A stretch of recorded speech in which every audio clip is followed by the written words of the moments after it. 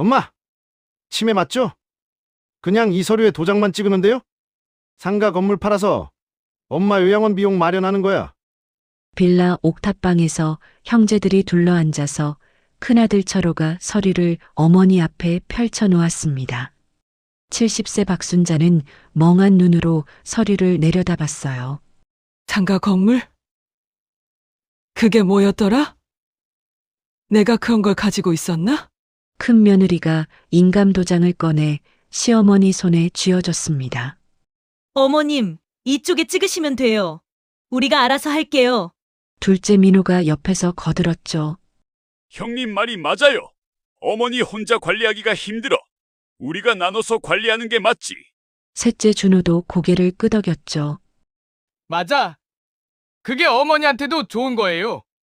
박순자의 손이 천천히 도장을 향해 움직였습니다. 바로 그 순간 현관문이 쾅 하고 열렸어요. 오빠들, 그만해. 엄마가 다 듣고 계셔. 막내딸 지혜가 숨을 헐떡이며 뛰어들어왔습니다. 철호가 벌떡 일어섰어요. 지혜야, 내가 왜 여기 와? 이건 아들들끼리 의논하는 거야. 의논이요? 오빠는 지금 이게 의논처럼 보여? 엄마 정신 없으신 걸 이용해서 재산 뺏으려는 거잖아. 갑자기 침묵이 흘렀습니다. 이들에겐 무슨 일이 있는 걸까요? 사연 시작 전 무료인 구독과 좋아요 부탁드리고 알람 설정까지 해두시면 100만 사연극장의 이야기 소식도 바로 알려드릴 수 있습니다. 이날 새벽 5시 박순자는 혼자 부엌에 앉아 있었습니다. 창밖은 아직 어두웠고 거리는 고요했죠. 그녀 앞에는 낡은 공책 한 권이 펼쳐져 있었어요. 표지에는 삐뚤삐뚤한 글씨로 적혀 있었습니다. 효도 점수표라고요. 공책 안에는 빼곡하게 적힌 기록들이 보였어요. 큰아들 철호, 지난 3개월간 방문 없음. 전화 한 통 없음. 둘째 민호, 5천만 원 빌려간 후 연락이 잘 오지 않음. 셋째 준호, 명절 불참 2회 연속. 그리고 맨 마지막 줄에는 다른 글씨가 적혀 있었죠. 막내 지혜, 매일 퇴근 후 방문. 생활비 지원 매달 30만 원. 박순자는 공책을 천천히 덮었습니다. 그녀의 손이 핸드폰으로 향했어요. 화면에는 녹음 앱이 켜져 있었죠. 지난 3개월간의 파일이 빼곡하게 저장되어 있었습니다. 그녀는 벽에 걸린 가족 사진을 올려다봤어요. 아들 셋과 딸 하나가 활짝 웃고 있는 20년 전 사진이었습니다. 남편은 이미 세상을 떠난 뒤였죠. 박순자는 혼자서 네 아이를 키웠어요. 상가 청소 일을 하며 대학까지 보냈습니다. 오늘이면 답이 나오겠지. 그녀의 목소리는 떨리고 있었어요. 평생을 아들 셋을 위해 살았던 여자였습니다. 딸은 시집가면 남의 집 식구라고 생각했었죠. 하지만 지난 3개월간 그녀가 본 것은 전혀 달랐어요. 박순자는 서랍 깊숙한 곳에서 갈색 봉투를 꺼냈습니다. 봉투 겉면에는 공증 사무소 도장이 찍혀 있었어요. 안에 든 서류는 두 종류였죠. 하나는 상가 건물 등기권리증, 다른 하나는 유언장이었습니다. 그녀는 창밖을 바라보며 나직이 말했어요. 애들아, 그래 한번 보자. 어찌 행동하는지. 순자는 자식들의 속마음을 알고 싶었죠. 하늘이 서서히 밝아오고 있었습니다. 오늘은 그녀의 70번째 생신날이었어요. 그리고 그녀가 준비한 마지막 시험의 날이기도 했죠. 박순자는 거울 앞에 섰습니다. 표정을 풀며 연습을 시작했어요. 오늘이 무슨 날이더라? 깜빡했네. 거울 속 그녀의 눈빛은 또렷했어요. 치매 연기는 완벽했지만 그 눈만큼은 달랐습니다. 그 안에는 배신감과 슬픔, 그리고 마지막 희망이 뒤섞여 있었죠. 벽시계가 8시를 가리켰어요. 이제 곧 아들들이 올 시간이었습니다. 박순자는 핸드폰 녹음 버튼을 눌렀어요. 빨간 불이 깜빡이기 시작했죠. 그녀는 소파에 앉아 눈을 감았습니다. 오늘 하루만 버티면 되는 거예요. 자식들의 진심을 확인하는 마지막 날이었죠. 3개월 전 가을, 박순자는 큰아들 철원의 집 앞 계단에 서 있었습니다. 그녀의 손에는 무거운 보온 도시락 가방이 들려 있었어요. 새벽같이 일어나 만든 갈비찜과 나물 반찬이 담겨 있었죠. 철호가 갈비찜을 좋아한다는 걸 기억하고 있었습니다. 계단을 오르는 그녀의 걸음은 느렸어요. 무릎이 욱신거렸거든요. 한 계단씩 오를 때마다 숨이 차올랐죠. 하지만 그녀는 멈추지 않았습니다. 아들이 잘 먹어야 일도 잘할 테니까요. 4층까지 올라가는데 10분이 걸렸어요. 박순자는 철원의 집 현관 앞에 섰습니다. 초인종을 누르려다가 손을 멈췄죠. 안에서 목소리가 들렸거든요. 여보, 어머니 요양원 알아봐야 할 것 같아. 큰 며느리의 목소리였어요. 박순자의 손이 허공에 멈췄습니다. 갑자기 왜? 철호의 목소리가 들렸죠. 요즘 어머니 많이 이상하시잖아. 지난번에도 같은 말 3번 하시고 치매 초기 증상 같던데. 그래도 아직은 아니야. 설마 아닐 거야. 지금 미리 준비 안 하면 나중에 큰일 나. 그리고 있잖아. 어머니 그 상가 건물 말이야. 박순자의 심장이 쿵 내려앉았어요. 상가가 왜? 강남 재개발 지역이라 지금 시세가 5억은 된대. 어머니가 치매 걸리시기 전에 우리가 관리해야 하는 거 아니야? 당신이 첫째니까 우리한테 주시지 않겠어? 그러게. 동생들한테 뺏기면 안 되는데. 맞아. 우린 장남이니까 당연히 우리가 받아야지. 박순자는 그 자리에 얼어붙었습니다. 손에 든 도시락 가방이 덜덜 떨렸어요. 20년 전 남편 장례식 때가 떠올랐죠. 철호가 관 앞에서 울며 말했던 게 기억났습니다. 엄마, 내가 가장이야. 엄마 평생 책임질게. 그 아들이 지금 자기 엄마를 요양원에 보낼 궁리를 하고 있었어요. 그것도 재산 때문에요. 박순자는 조용히 계단을 내려갔습니다. 도시락 가방을 들고 천천히 한 계단씩 내려왔죠. 무릎이 더 아팠지만 그건 중요하지 않았어요. 가슴이 더 아팠거든요. 1층 현관 앞에 도착했을 때 그녀는 벤치에 주저앉았습니다.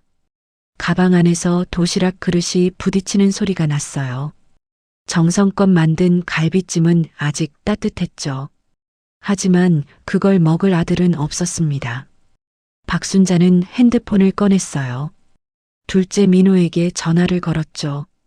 3년 전 사업 자금으로 5천만 원을 빌려줬는데 그 뒤로 연락이 뜸했거든요. 신호음이 길게 울렸습니다. 한참 만에 민호가 받았어요. 엄마, 갑자기 왜? 목소리가 귀찮다는 투였죠. 민호야, 엄마가 다음 주에 병원 가야 하는데 시간 있으면 같이 가줄 수 있니? 병원요? 무슨 병원인데요? 어디 아파요? 무릎이 너무 아파서 의사 선생님이 정밀 검사 받아보래. 전화 너머로 한숨 소리가 들렸어요. 엄마, 저 지금 진짜 바빠요. 막내한테 부탁하세요. 지혜는 시간 많잖아요. 그래도 아들이 같이 가면 좋지. 엄마, 요즘 세상에 무슨 아들, 딸 따지세요. 저 끊을게요. 회의 들어가야 해서요. 통화가 끊겼습니다. 박순자는 핸드폰을 내려다봤어요. 3년 전 민호가 무릎 꿇고 빌던 모습이 떠올랐죠. 엄마, 이번만 도와주면 사업 성공하면 100배로 갚을게. 5천만 원은 그녀가 20년간 상가 청소하며 모은 전부였어요. 통장을 탈탈 털어 아들에게 줬죠. 그런데 지금은 병원 동행조차 귀찮아하고 있었습니다.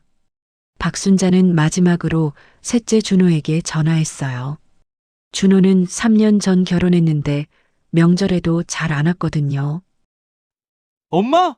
준호의 목소리는 조심스러웠어요. 준호야, 다음 주 일요일에 집에 올 수 있니? 엄마가 국이랑 반찬 해줄게. 일요일요? 글쎄요, 엄마. 맞다. 와이프 친정 가야 해서요. 그럼 토요일은 토요일은 애들 학원 상담이요. 요즘 애들 교육비가 얼마나 드는지 아세요? 박순자는 말없이 듣고 있었어요. 그리고 있잖아요. 엄마! 형들은 엄마한테 돈도 많이 받았잖아요. 저는 막내라고 맨날 뒷전이었고, 그러니까 이제는 좀 공평하게 해주세요.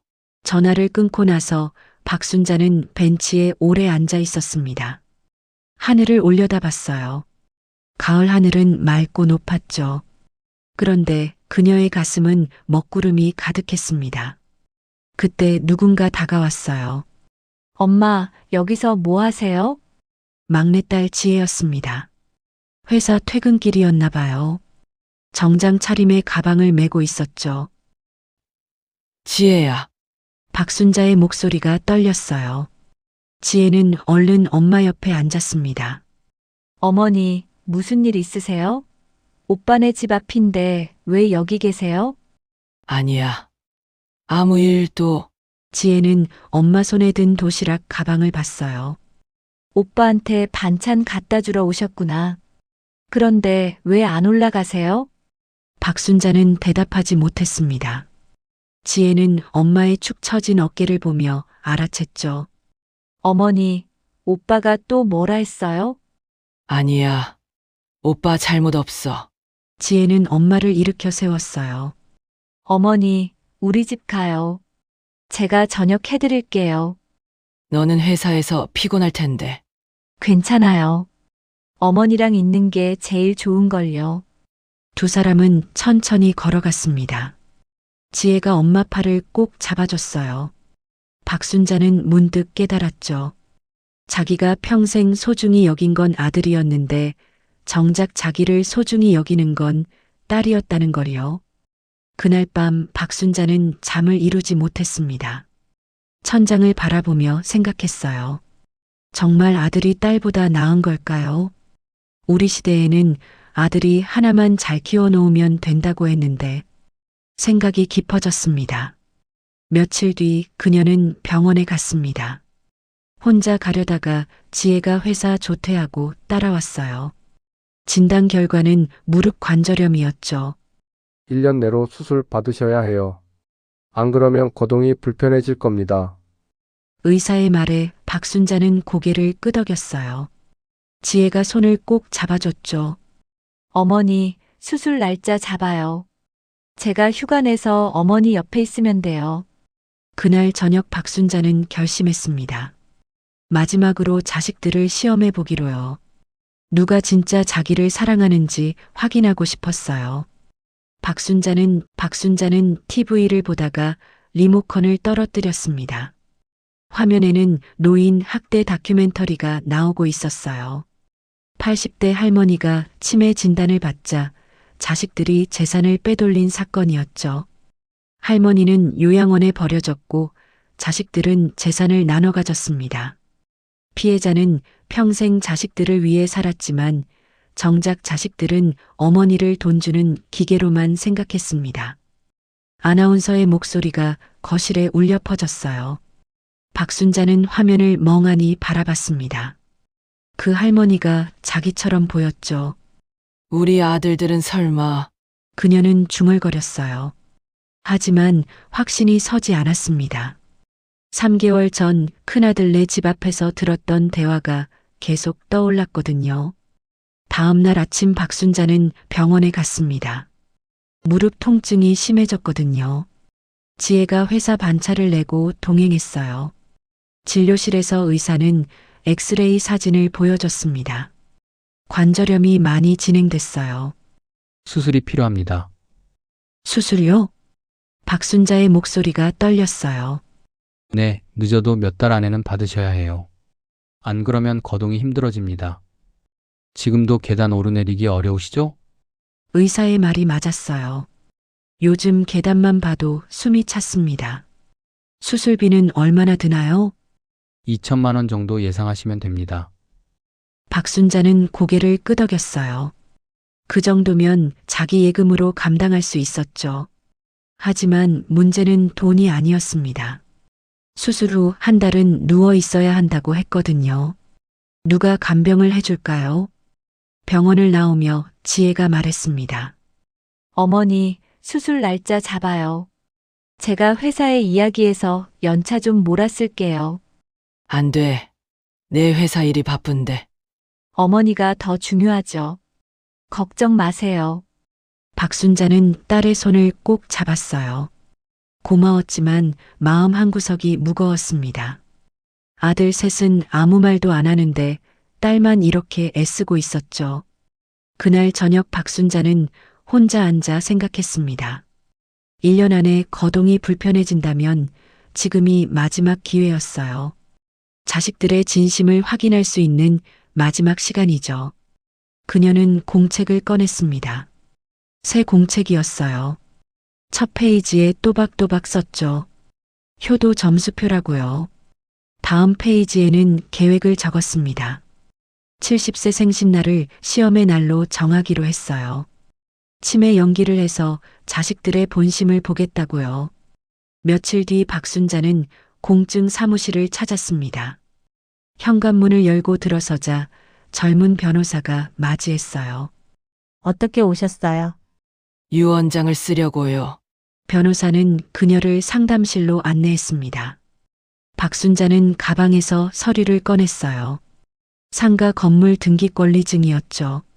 이 건물을 막내딸 이름으로 넘기고 싶습니다. 따님 성함이 어떻게 되세요? 박지혜예요.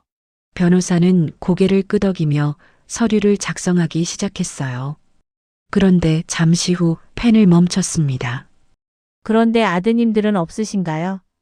아들 셋이 있어요. 그럼 아드님들께는 상속을 안 하시는 건가요? 박순자는 창밖을 바라봤어요. 한참을 말없이 있다가 대답했습니다. 일단은 이렇게 해두고요. 나중에 바꿀 수도 있어요. 변호사는 이해한다는 듯 고개를 끄덕였죠. 이런 경우를 많이 봤나 봐요. 알겠습니다. 하지만 한 가지 조언 드리자면요. 네, 유언장은 언제든지 변경 가능합니다. 지금 이렇게 작성하셨다가 마음이 바뀌시면 다시 오시면 돼요. 고맙습니다. 서류에 도장을 찍으며 박순자는 마음이 무거웠어요. 아들들한테 미안했거든요. 하지만 확인이 필요했습니다. 이게 진짜인지 아닌지요. 공증 사무실을 나오며 그녀는 핸드폰을 꺼냈어요. 설정을 뒤적이다가 녹음 앱을 찾았습니다. 지혜가 예전에 깔아줬던 거였죠. 어머니, 이거 누르면 녹음돼요. 나중에 메모할 때 편해요. 그때는 별 생각 없이 들었는데 지금 필요할 것 같았어요. 박순자는 앱 사용법을 익혔습니다. 집으로 돌아온 그녀는 거울 앞에 섰어요. 치매 연기를 연습하기 시작했죠. 오늘이 무슨 날이더라? 목소리를 힘없이 만들었어요. 내가 요새 계속 깜빡깜빡하네. 눈빛을 흐리게 만들었습니다. 너 이름이 뭐였지? 표정을 멍하게 만들었어요.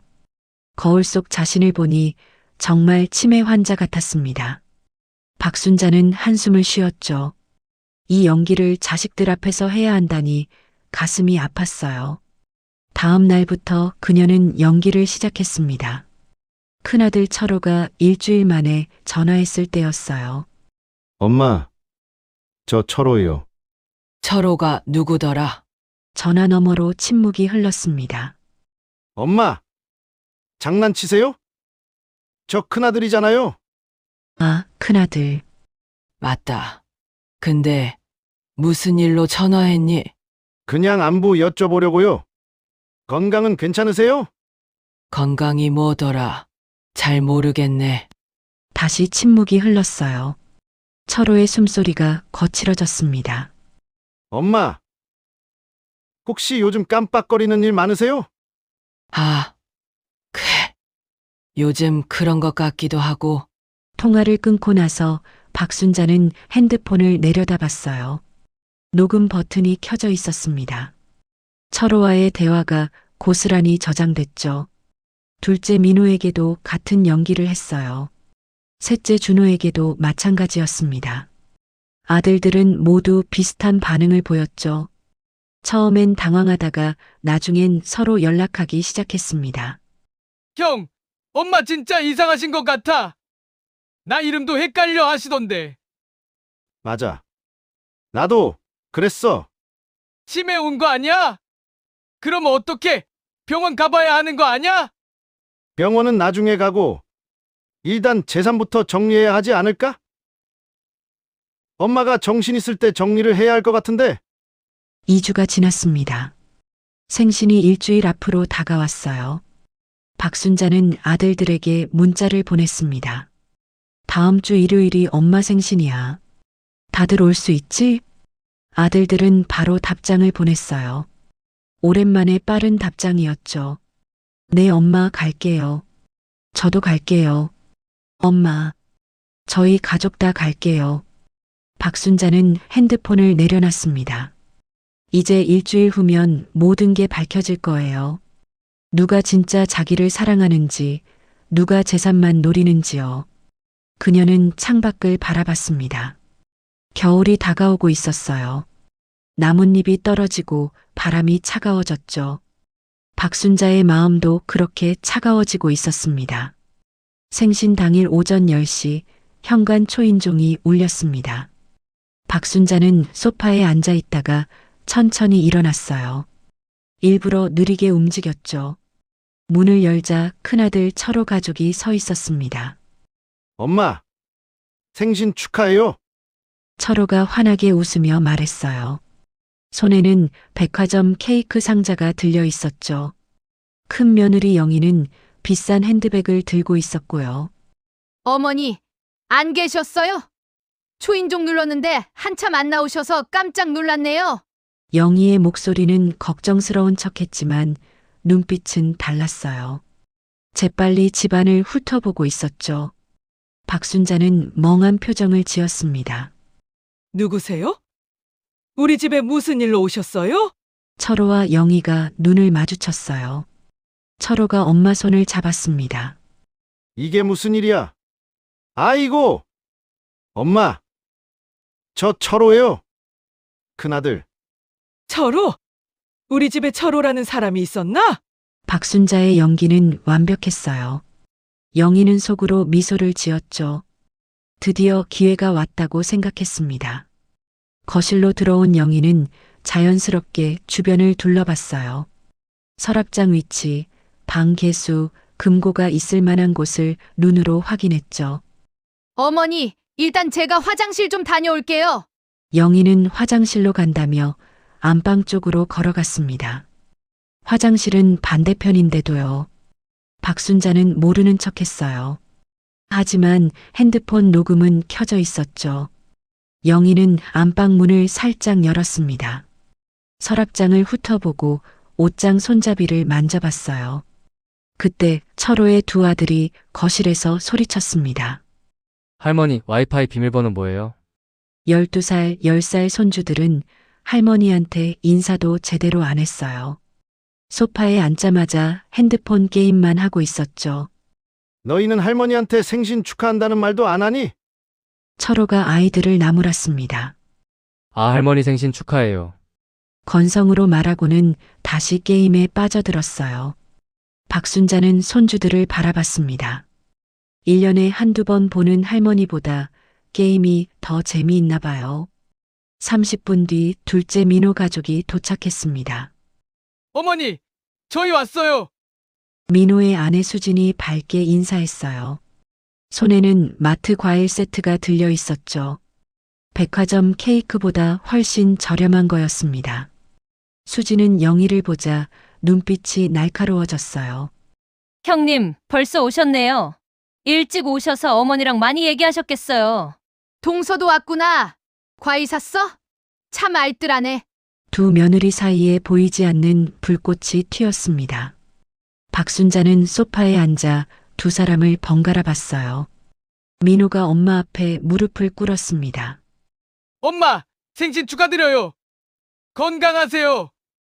당신은 또 누구세요? 엄마, 저 민호예요. 둘째 아들. 민호? 아, 맞다. 돈 빌려간 아들, 민호의 얼굴이 굳었어요. 박순자는 계속 말했죠. 5천만 원이었나? 3년 전이었나? 언제 갚는다고 했더라? 거실이 조용해졌습니다. 영희가 웃음을 참으며 민호를 쳐다봤어요. 수진의 얼굴은 빨개졌죠. 어머니, 그 얘긴 나중에 해요. 오늘은 생신날이잖아요. 수진이 황급히 화제를 돌렸습니다. 정오가 되자 셋째 준호 가족도 도착했어요.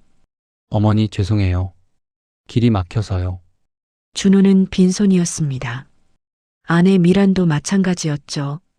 5살 딸아이만 엄마 손에 매달려 있었어요. 빨리 온다고 집에 선물 두고 왔네. 나중에 갖다 드릴게요. 준호의 변명에 영희와 수진이 코웃음을 쳤습니다. 누가 봐도 거짓말이었거든요. 세 아들 가족이 모두 모이자 거실이 비좁았어요. 손주들까지 합치면 10명이 넘었죠. 하지만 박순자 곁에는 아무도 앉지 않았습니다. 다들 멀찌감치 떨어져 앉아 롤을 견제하고 있었어요. 형님, 어머니 요즘 어떠세요? 민호가 철호에게 물었습니다. 글쎄, 나도 오늘 처음 보는데, 근데 확실히 이상하신 것 같아. 제 생각엔 치매 같은데요. 준호가 끼어들었죠. 그러니까 말이야. 우리가 어떻게 해야 할지 상의해야 하는 거 아니야? 세 아들이 소근소근 이야기를 나눴어요. 며느리들도 주방으로 모여들었습니다. 언니, 시어머니 진짜 치매 맞는 것 같지 않아요? 수진이 영희에게 속삭였어요. 그런 것 같아. 아까 나 못 알아보시더라. 그럼 우리가 어떻게 해야 할까요? 미란이 조심스럽게 물었죠. 영희가 주변을 살피고는 목소리를 낮췄습니다. 어쩌긴 어째? 다들 어머님 모실 수 있는 상황이 돼요. 전부 직장 다닌다고 바쁜데 요양원에 모셔다 드려야지. 일단 서류부터 찾아봐야지. 시어머니가 어디에 뭘 숨겨뒀는지 모르잖아. 맞아요. 상가 건물 등기권리증이랑 통장 같은 거요. 수진이 동의했어요. 그런데 막내는 왜 안 왔어? 지혜 말이야. 미란이 물었습니다. 걔는 나중에 온대. 회사 일 있다나 뭐래나. 영희가 대답했죠. 사실은 속으로 안도하고 있었어요. 막내가 없으니 마음대로 움직이기 편했거든요. 오후 1시 새 며느리는 돌아가며 집안 구석구석을 살폈습니다. 영희는 안방 옷장을 열어봤어요. 오래된 옷들만 걸려 있었죠. 서랍을 열어보니 낡은 사진첩과 공책이 있었습니다. 공책을 펼쳐보려다가 멈췄어요. 밖에서 발소리가 들렸거든요. 수지는 부엌 찬장을 뒤졌습니다. 통장을 여기 숨겨뒀을 거라 생각했거든요. 하지만 오래된 그릇만 나왔죠. 미라는 작은 방을 살폈어요. 책장 뒤를 더듬어 보고 책상 서랍을 열어봤습니다. 아무것도 없었어요. 세 사람은 다시 거실로 모였습니다. 서로 고개를 저었죠. 아무것도 못 찾았다는 뜻이었어요. 그때 옆집 할머니 김 여사가 문을 두드렸습니다. 순자야, 나야. 박순자가 문을 열자 김 여사가 떡 한 접시를 들고 들어왔어요. 생신인데 떡 좀 해왔다. 어머, 자식들 다 왔네. 김 여사는 75이었지만 정정했어요. 박순자와 20년 지기였죠. 애들아, 인사 안 하니? 옆집 할머니신데. 박순자가 말했습니다. 안녕하세요. 아들들이 건성으로 인사했어요. 며느리들은 못마땅한 표정을 지었죠. 왜 옆집 사람이 끼어드냐는 눈빛이었습니다. 김 여사는 떡을 내려놓고 박순자 옆에 앉았어요. 순자야, 며칠 전에 큰아들이 부동산 왔더라. 거실이 조용해졌습니다. 우리 동네 부동산 집에서 내 상가 시세 물어보더라고. 재개발 지역이라 지금 5억은 된다고 했던데. 철호의 얼굴이 굳었어요. 영희는 시선을 피했죠. 아, 그거요. 제가 좀 알아본 거예요. 엄마 재산 관리 좀 해드리려고요. 철호가 변명했습니다. 재산 관리? 내 엄마가 팔라고 했니? 김 여사의 날카로운 질문에 철호는 대답하지 못했어요. 순자야, 조심해야 해. 요즘 자식들이 부모 재산 가지고 저거들끼리 싸우고 지지고 볶고 난리도 아니래. 김 여사의 말에 며느리들이 발끈했습니다. 할머니, 무슨 말씀을 그렇게 하세요? 우리가 그럴 사람들 같아요? 영희가 항의했죠. 나야 모르지. 근데 조심하는 게 좋다는 얘기야. 김 여사는 아랑곳하지 않고 박순자 손을 꼭 잡았어요. 순자야, 내 편은 나밖에 없다. 내가 잘 지켜볼 테니까 걱정 마. 박순자는 김 여사를 보며 희미하게 웃었습니다. 적어도 한 사람은 자기 편이 있다는 게 고마웠어요. 김 여사가 간 뒤 거실 분위기는 싸늘해졌습니다. 아들들은 서로를 의심하는 눈빛으로 쳐다봤어요. 며느리들은 입술을 깨물었죠. 박순자는 소파에 앉아 이 모든 걸 지켜봤습니다. 녹음은 계속되고 있었어요. 자식들의 본심이 하나씩 드러나고 있었죠. 진짜 시험은 이제부터였습니다. 오후 3시 케이크를 자를 시간이 다가왔습니다. 식탁에는 백화점 케이크가 놓여 있었어요. 초 70개가 빼곡하게 꽂혀 있었죠. 아들들과 며느리들이 식탁 주위에 모여 섰습니다. 어머니, 촛불 끄세요. 소원 빌고요. 영희가 라이터를 꺼내 초에 불을 붙이기 시작했어요. 박순자는 의자에 앉아 촛불을 바라봤습니다. 흔들리는 불빛이 그녀의 얼굴을 비췄죠. 엄마, 소원 뭐 비실 거예요? 철호가 물었습니다. 박순자는 대답하지 않았어요. 그저 촛불만 응시하고 있었죠. 그 눈빛은 더 이상 멍하지 않았습니다. 형광등 불빛 아래서도 또렷하게 빛나고 있었어요. 엄마, 민호가 다시 불렀습니다. 그때 박순자가 천천히 고개를 들었어요. 그녀의 입가에 미소가 번졌습니다. 하지만 그건 따뜻한 미소가 아니었죠. 서늘한 미소였어요. 내 소원이 뭔지 알아? 박순자의 목소리는 떨리지 않았습니다. 아까까지의 힘없는 목소리가 아니었어요. 단단하고 차가운 목소리였죠. 아들들이 서로를 쳐다봤어요. 뭔가 이상했거든요. 엄마, 무슨 말씀이세요? 준호가 조심스럽게 물었습니다. 박순자는 촛불을 후하고 불었어요. 70개의 초가 한꺼번에 꺼졌습니다. 연기가 피어올랐죠. 내 소원은 말이다. 너희들의 진짜 얼굴을 보는 거였어. 그녀는 자리에서 일어났어요. 허리를 꼿꼿이 펴고 섰습니다. 아까까지 구부정했던 모습은 간데 없었죠. 엄마, 갑자기 왜 그러세요? 철호가 당황한 목소리로 물었습니다. 박순자는 소파로 걸어가 핸드폰을 집어들었어요. 그리고 식탁 위에 놓았죠. 얘들아, 엄마가 오늘 선물을 준비했단다. 선물이요? 영희가 반색했어요. 혹시 유언장인가 싶었죠. 그래, 선물이야.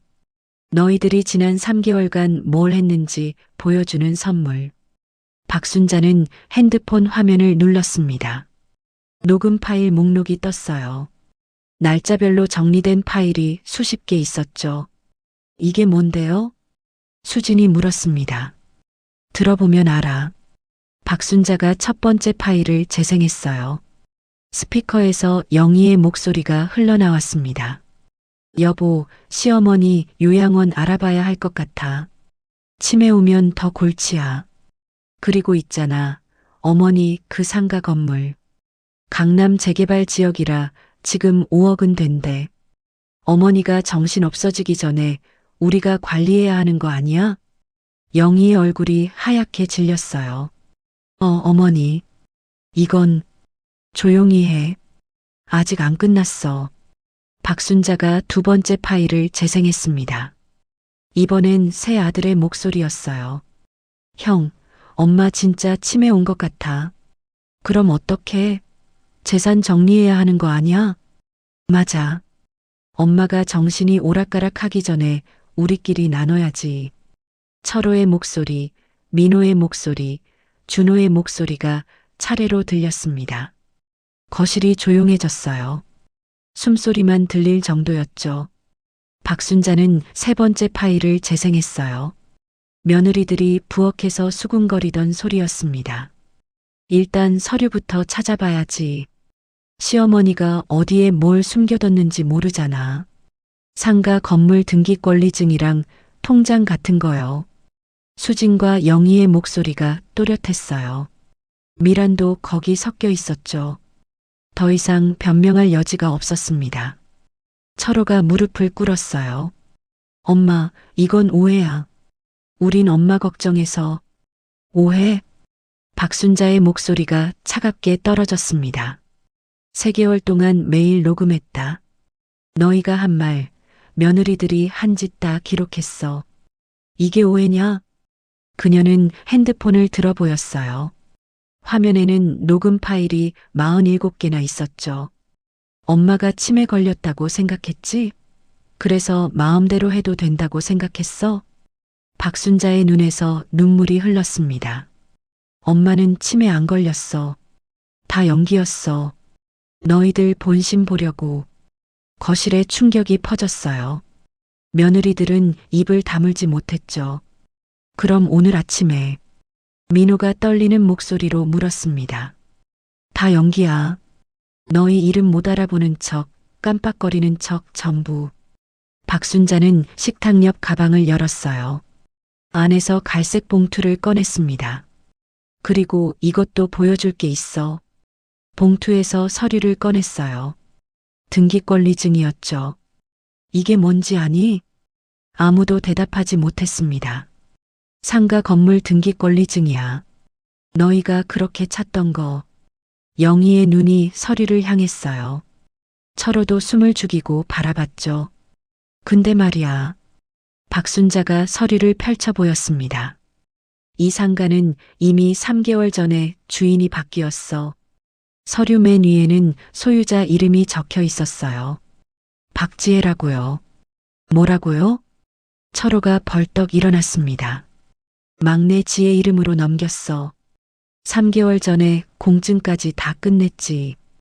민호가 소리쳤어요. 엄마, 그게 무슨 소리예요?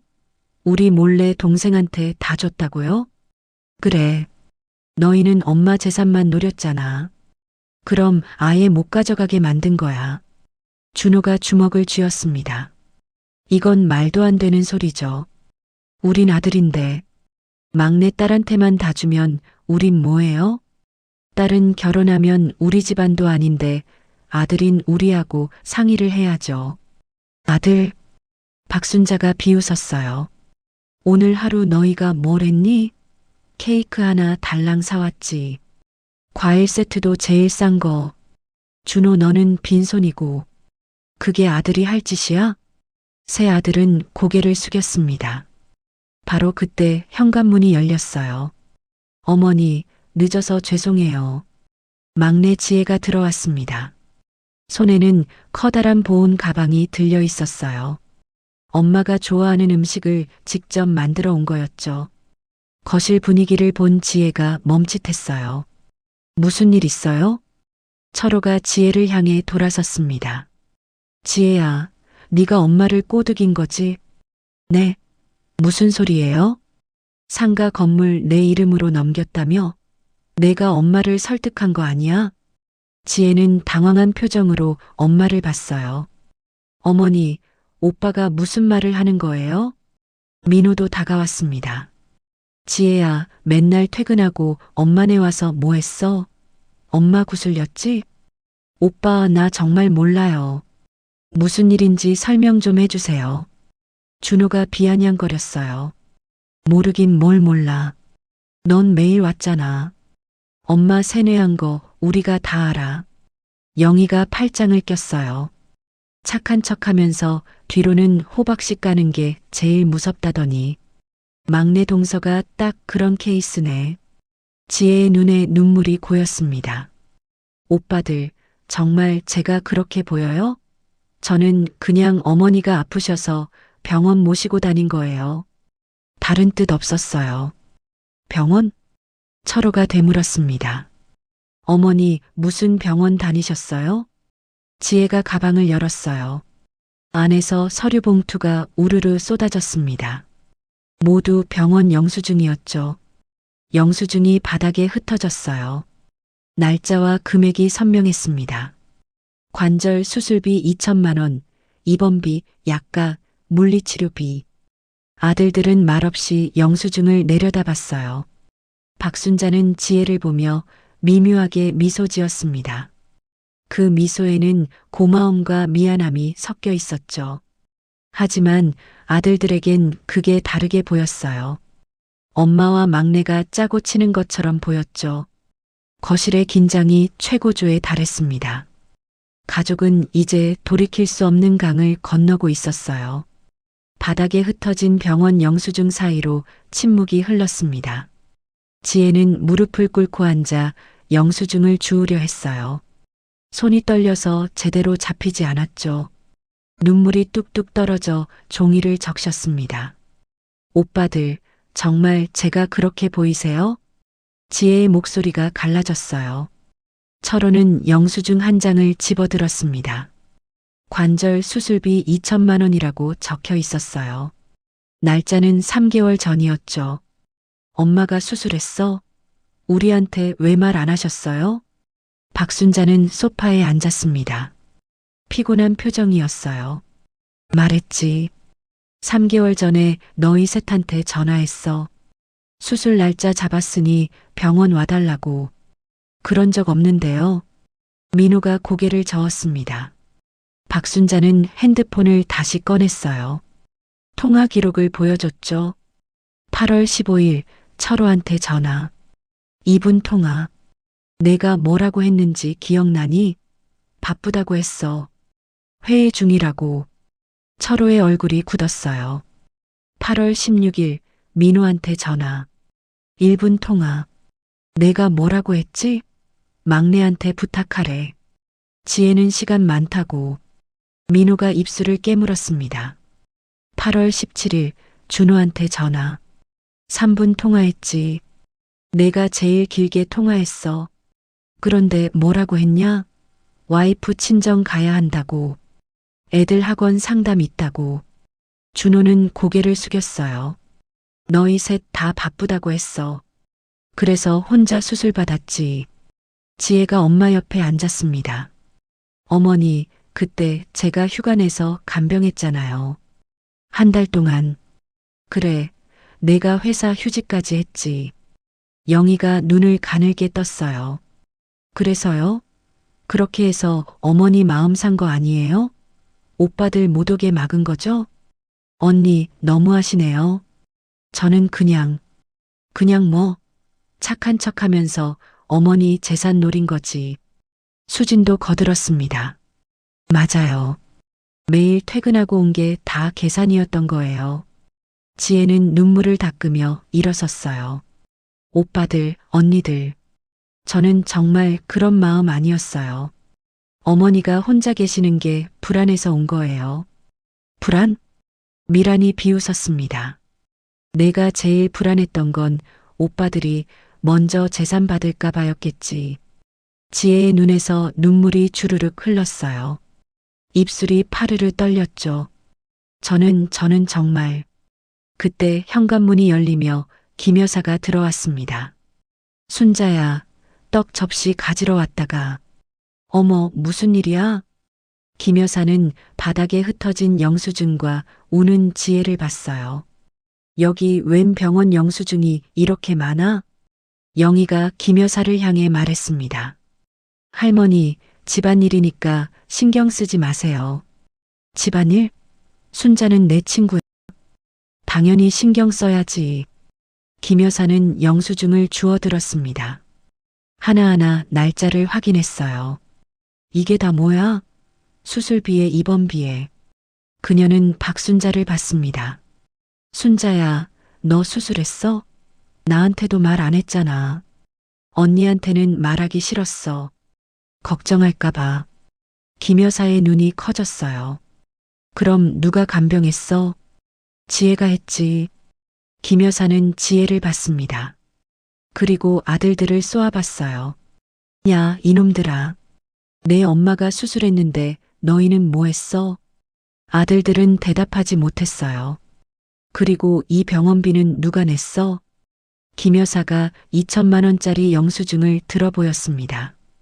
박순자는 지혜를 보며 말했어요. 지혜가 냈어.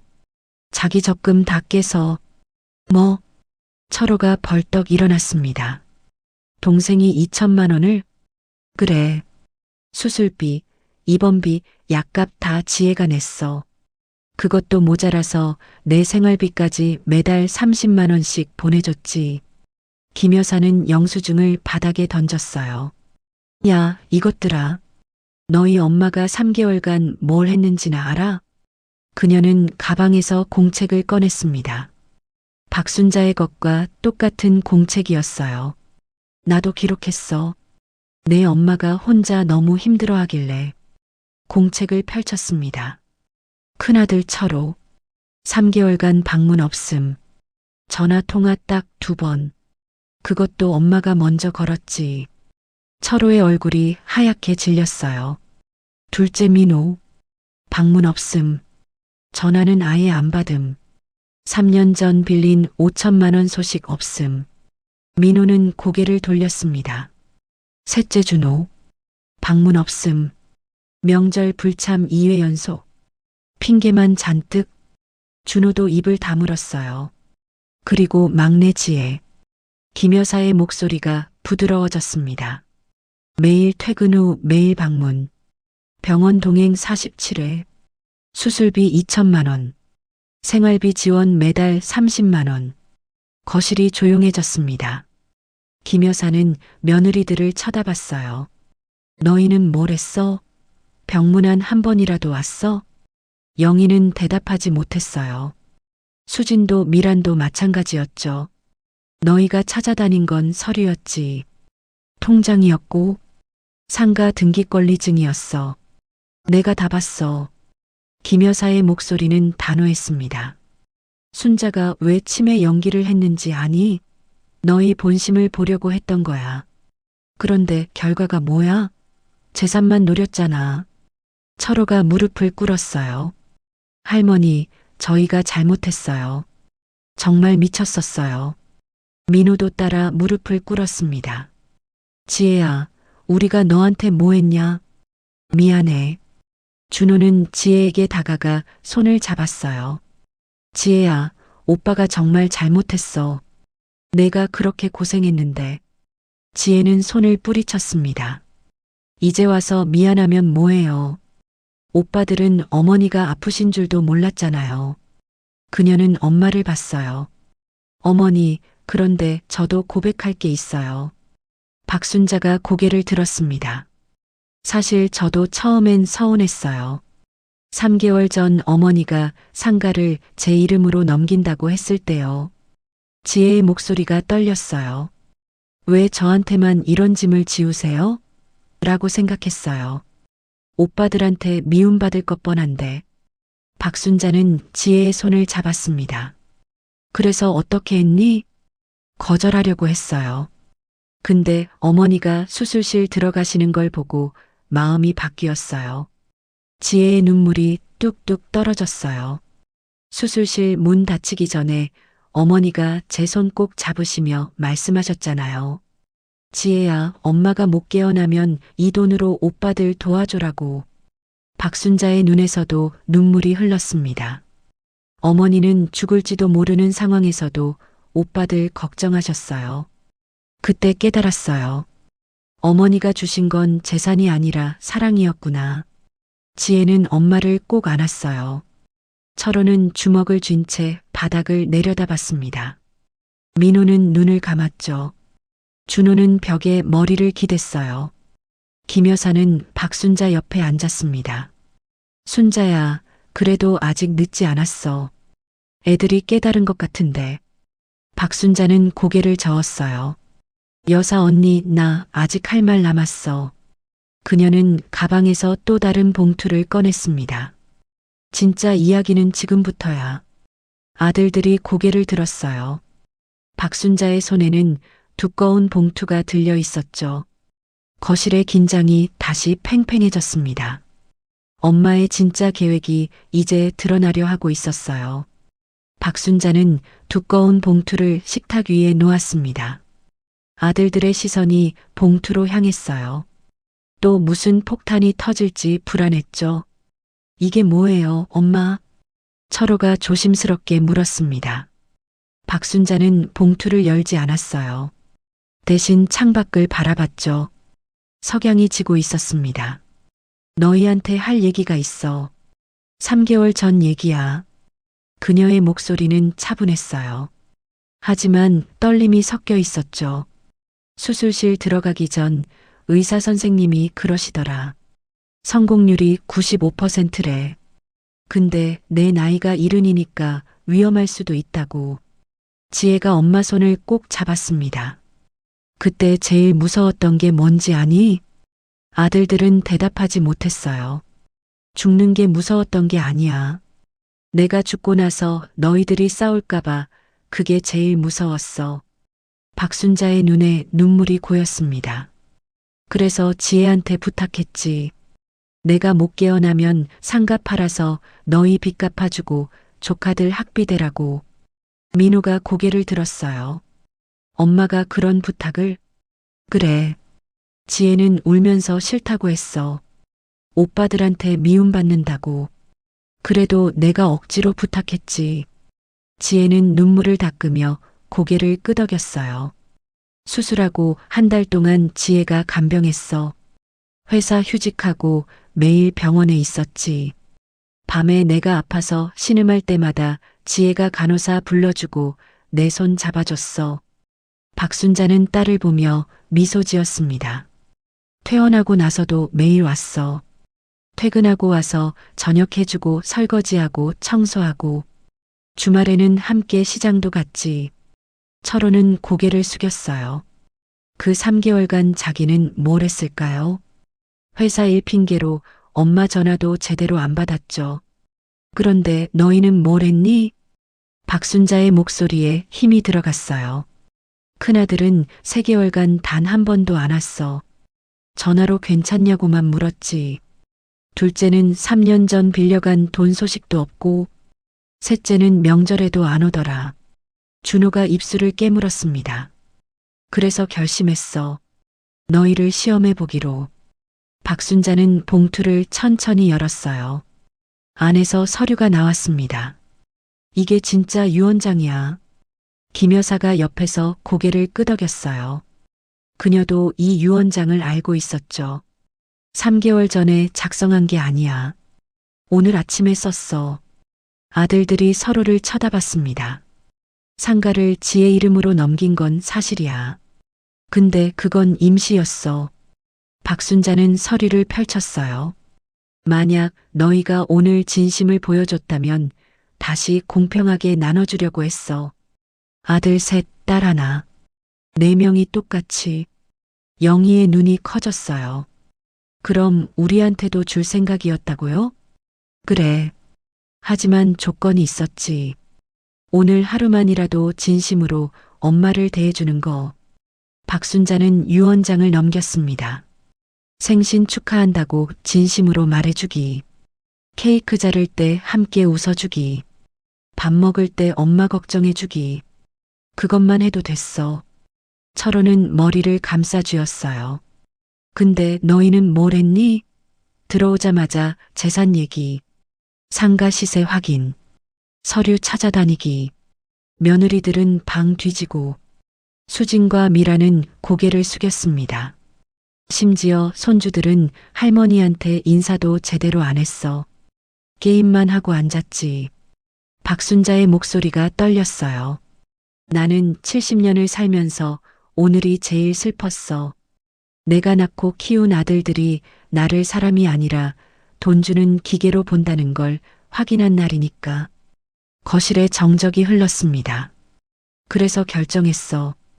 박순자는 유언장 마지막 장을 보여줬어요. 상가 건물 5억, 전세금 5천만 원, 예금 3억, 모두 합쳐 8억 5천. 아들들의 숨소리가 거칠어졌어요. 이 돈을 지혜한테 다 줄 거야. 공증도 끝났고 법적으로 문제 없어. 민호가 벌떡 일어났습니다. 엄마, 그래도 우린 아들인데요. 한 푼도 안 주시는 거예요? 아들. 박순자가 비웃었어요. 아들이 뭐가 대수냐? 3개월간 단 한 번도 안 온 놈이 무슨 아들이야. 그녀는 민호를 쏘아봤습니다. 3년 전 빌려간 5천만 원은 갚을 생각이나 있니? 민호는 대답하지 못했어요. 준호, 너는 어떻고? 명절마다 핑계대고 안 왔지. 와이프 친정은 가면서 엄마한테는 왜 안 와? 준호도 고개를 숙였습니다. 박순자는 철호를 봤어요. 큰아들, 너는 제일 심해. 장남이라고 떵떵거리면서 엄마한테 뭘 해줬니? 10년간 용돈 한 번 준 적 있어? 철호는 눈물을 흘렸습니다. 엄마, 저희가 잘못했어요. 정말 잘못했습니다. 잘못한 걸 아니까 다행이다. 박순자는 유언장을 다시 봉투에 넣었어요. 근데 너무 늦었어. 내 마음은 이미 결정됐거든. 그녀는 지혜를 받습니다. 막내야, 내가 이 집안 김치 맛을 지켜다오. 상가 건물 임대료로 오빠들 좀 도와주고. 지혜가 고개를 저었어요. 어머니, 저는 그런 거 원하지 않아요. 알아. 근데 엄마가 주고 싶어.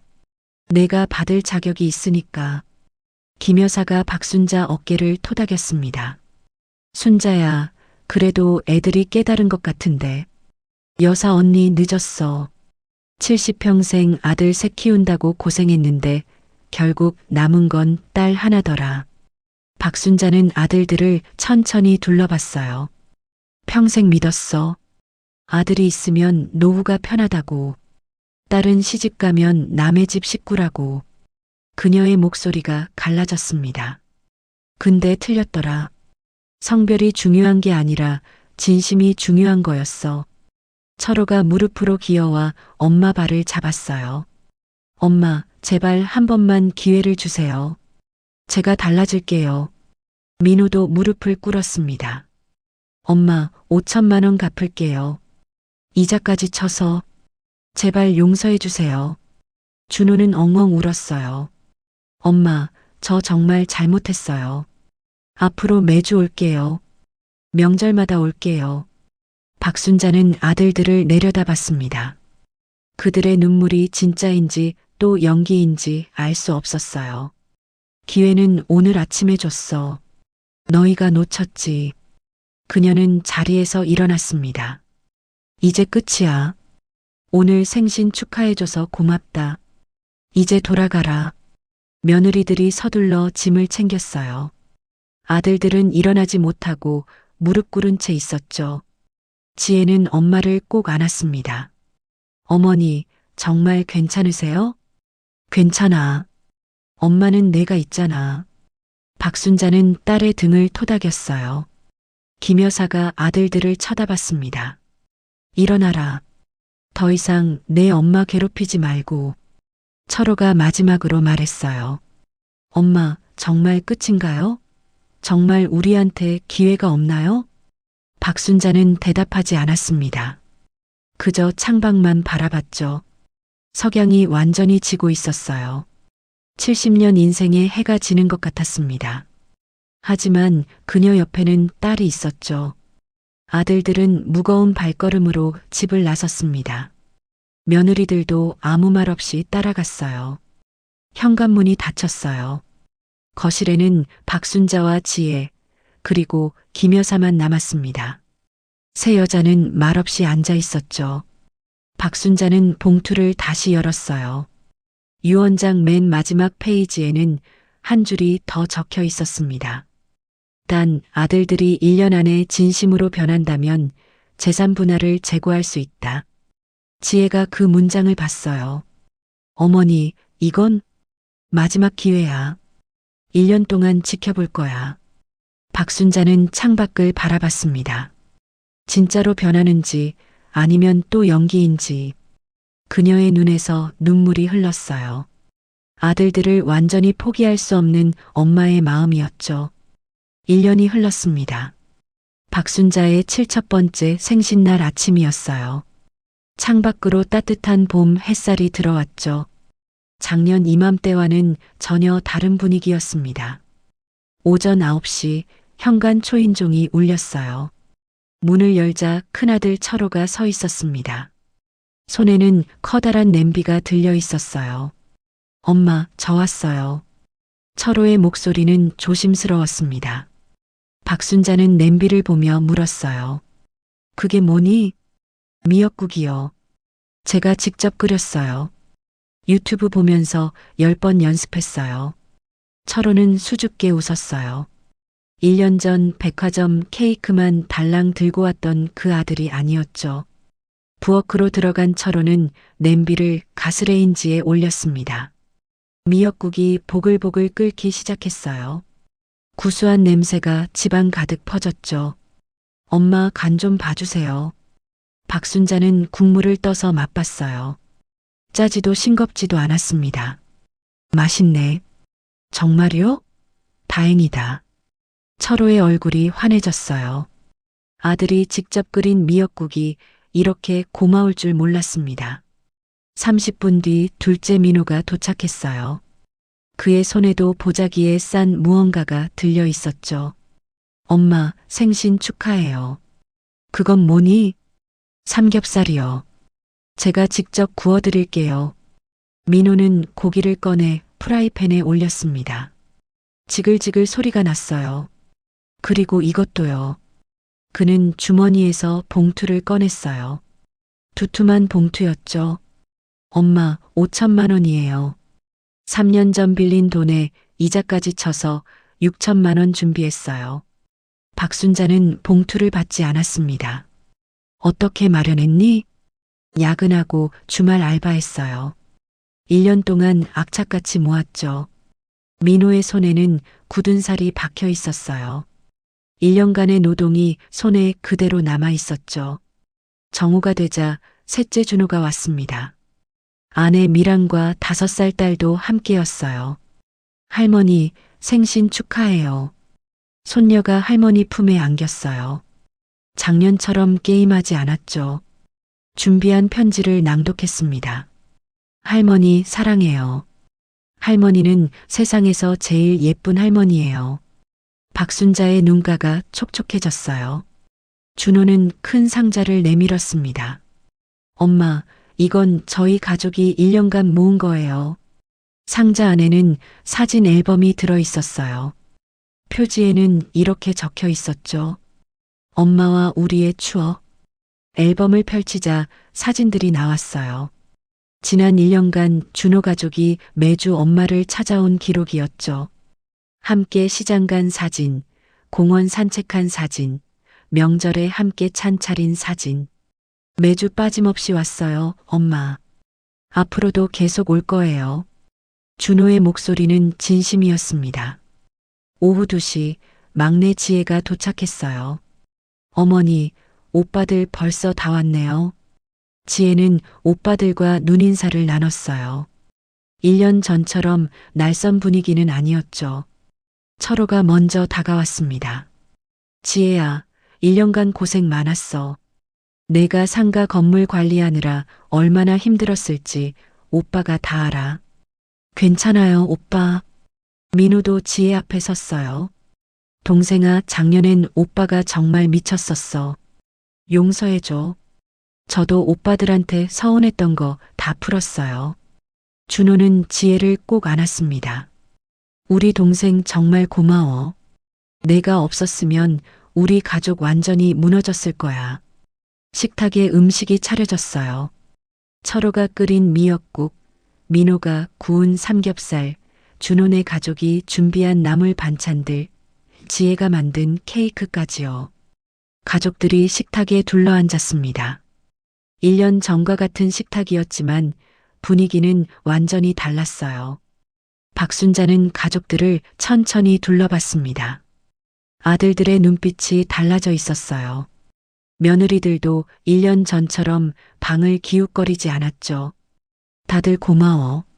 이렇게 와줘서. 박순자의 목소리가 떨렸어요. 철호가 먼저 입을 열었습니다. 엄마, 지난 1년간 정말 많이 반성했어요. 제가 얼마나 나쁜 아들이었는지 매일 생각했어요. 저도요, 엄마.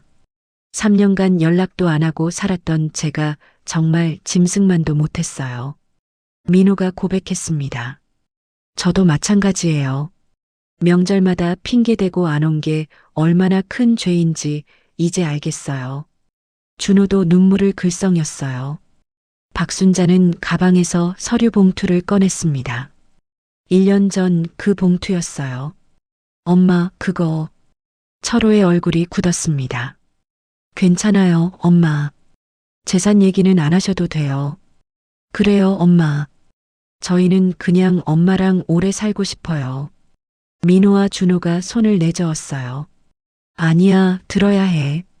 박순자는 봉투를 열었습니다. 1년 전 내가 유언장 보여줬을 때 마지막 페이지에 뭐라고 적혀 있었는지 기억하니? 아들들은 고개를 저었어요.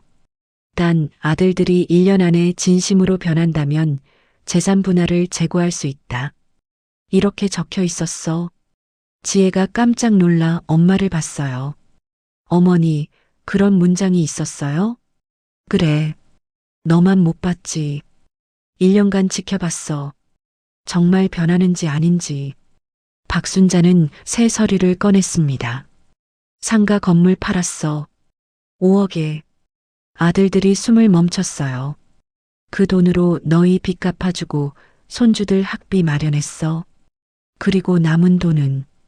그녀는 통장 4개를 꺼냈어요. 철호모, 민호모, 준호모, 지혜모. 4명한테 똑같이 나눴어. 철호가 벌떡 일어났습니다. 엄마, 저희한테도 주시는 거예요? 그래. 너희가 1년간 진심으로 변했으니까. 민호는 눈물이 났죠. 엄마, 저희 자격 없는데. 자격은 너희가 1년간 만들었어. 매주 찾아오고 효도하고 진심 보여준 게 자격이야. 박순자는 통장들을 하나씩 나눠줬습니다. 하지만 조건이 있어. 네, 엄마. 지혜가 총괄 관리해. 너희는 돈 관리 못하니까. 아들들이 웃었어요. 부끄러운 웃음이었지만 진심이었죠. 그리고 하나 더. 이 돈은 쓸데없는 데 쓰지 마. 가족 위에 쓰고 다음 세대한테 물려줘. 네, 엄마. 약속할게요. 세 아들이 동시에 대답했습니다. 박순자는 케이크를 바라봤어요. 71개의 촛불이 따뜻하게 빛나고 있었죠. 엄마, 소원 빌어요.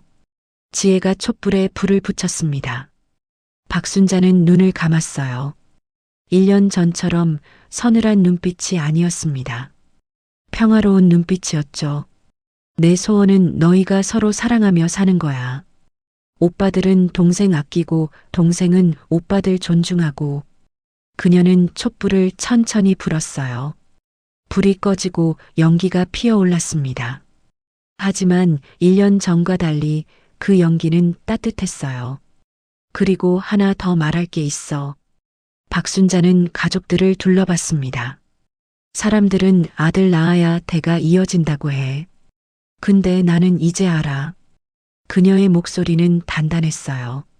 진짜 대를 잇는 건 피가 아니라 마음이야. 아들이냐 딸이냐는 중요하지 않아. 진심이 중요한 거지. 철호가 고개를 끄덕였습니다. 엄마 말씀이 맞아요. 성별이 뭐가 중요해요. 진심으로 사랑하고 효도하는 게 진짜 자식이죠. 박순자는 지혜를 봤어요. 1년 전에 막내딸 하나가 아들 셋보다 낫다고 했었지. 근데 지금은 달라. 어머니. 지혜의 눈에 눈물이 고였습니다. 이제는 4명 다 똑같아. 다 엄마의 소중한 자식이야. 박순자는 아들들의 손을 잡았어요. 그리고 딸의 손도 함께 잡았죠. 5사람의 손이 식탁 위에서 포개졌습니다. 김 여사가 문을 열고 들어왔어요. 순자야, 떡 해왔어. 어머, 분위기 좋네. 그녀는 1년 전과 달라진 모습을 보고 흐뭇하게 웃었습니다. 작년하고 완전 다르네. 이제야 진짜 가족 같아. 여사 언니 덕분이야. 1년 전 언니가 진실 말해줘서 애들이 정신 차렸어. 식탁에 웃음소리가 가득했어요. 손주들도 할머니 무릎에 앉아 장난쳤죠. 며느리들도 1년 전과 달랐습니다. 영희는 시어머니 어깨를 주물러 드렸어요. 수지는 설거지를 자청했죠. 미라는 손녀를 안고 박순자 옆에 앉았습니다. 해가 저물어 갔어요. 노을이 창문을 통해 거실을 물들였습니다. 박순자는 창밖을 바라봤어요. 1년 전 이맘때는 마음이 겨울처럼 차가웠죠. 하지만 지금은 봄처럼 따뜻했습니다. 엄마, 사진 찍어요. 지혜가 핸드폰을 꺼냈어요. 가족들이 박순자를 중심으로 모였습니다. 아들 셋과 딸 하나, 며느리 셋, 손주들까지요. 하나, 둘, 셋. 찰칵 소리와 함께 사진이 찍혔어요. 모두 환하게 웃고 있었습니다. 박순자는 사진을 보며 생각했어요. 70년을 살면서 제일 행복한 순간이 바로 지금인 것 같다고요. 재산도 중요하지 않았어요. 혈육도 중요하지 않았죠. 진심으로 서로를 아끼는 이 마음이 제일 중요했습니다. 엄마, 다음 주에도 올게요. 철호가 말했어요. 저희도요. 민호와 준호도 고개를 끄덕였습니다. 그래, 기다릴게. 박순자는 따뜻하게 웃었어요. 밤이 깊어갔습니다. 가족들은 늦게까지 남아 이야기를 나눴어요. 1년간 못다한 얘기들이 쏟아져 나왔죠. 자정이 되어서야 아들들이 일어났습니다. 엄마, 내일 또 올게요.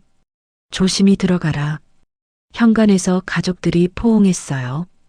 1년 전 차갑게 헤어졌던 그 현관이었지만 지금은 달랐습니다. 문이 닫히고 거실에는 박순자와 지혜만 남았어요. 어머니, 행복하시죠? 그럼 이렇게 행복할 수가 없어. 박순자는 식탁 위 케이크를 봤어요. 71개의 초가 녹아내려 있었지만 그 자리는 따뜻했습니다. 지혜야, 엄마가 한 가지만 말해줄게. 네, 어머니. 인생은 길어. 한 번 실수했다고 끝이 아니야. 다시 시작할 수 있어. 박순자는 딸의 손을 잡았어요. 오빠들도 그랬잖아. 1년 전엔 최악이었지만 지금은 변했어. 사람은 변할 수 있다는 걸 엄마가 배웠어. 어머니. 그러니까 너도 사람을 쉽게 포기하지 마. 진심은 언젠가 통하니까. 두 사람은 창밖을 바라봤어요. 달이 밝게 빛나고 있었습니다. 박순자는 71년 인생을 돌아봤어요. 남편을 잃고 혼자 내 아이를 키우느라 고생했죠. 아들들 때문에 울고 딸 때문에 웃었습니다. 하지만 지금은 알겠어요. 아들이냐 딸이냐가 중요한 게 아니라 서로를 진심으로 아끼는 마음이 중요하다는 거요. 엄마는 행복해. 너희 넷이 다 있으니까. 박순자의 목소리는 평화로웠습니다. 거실 시계가 자정을 알렸어요. 새로운 하루가 시작되고 있었죠. 하지만 박순자에게는 새로운 인생이 시작되는 것 같았습니다. 진짜 가족의 의미를 깨달은 새로운 인생이요. 케이크 위에서 마지막 촛불 하나가 여전히 타고 있었어요. 작지만 따뜻한 불빛이었습니다. 그 불빛처럼 박순자의 가슴 속에도 따뜻한 불이 타오르고 있었죠. 가족을 향한 사랑의 불이었습니다.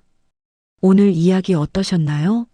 이야기 마음에 드셨다면 무료인 구독과 좋아요를 부탁드려요. 더 좋은 사연으로 또 찾아뵐게요. 끝까지 시청해 주셔서 감사드립니다.